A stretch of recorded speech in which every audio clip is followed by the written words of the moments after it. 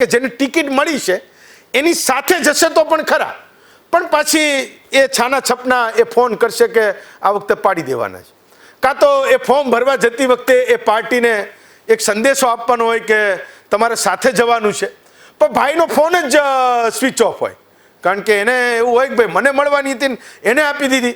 કેટલાક વોર્ડ અને પંચાયતોની બેઠકમાં તો નામ નીકળે તો જે તે પાર્ટીના કાર્યકરો એકબીજાને ફોન કરે છે કે ભાઈ આ કોણ છે જેનું નામ આપણા વોર્ડમાં ડિક્લેર થયું છે, અથવા તો આ બેન કોણ છે જેના નામની આ જાહેરાત થઈ છે. એવું આજે તો એ આખો દિવસ ચાલ્યું છે.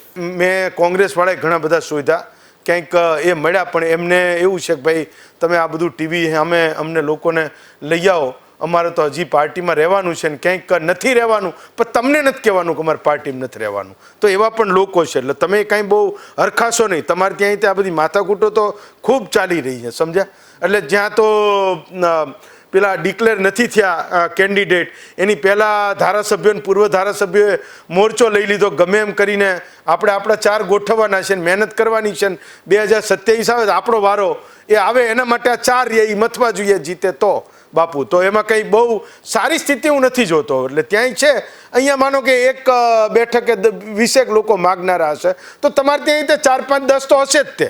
તો તમે એકને આપીએ છે, બાકીના 8, 9 મેં કીધું એમ કે ફોન ઉપર પાડી દેવાની ધમકીઓ તો આપતા જ હશે કોકને.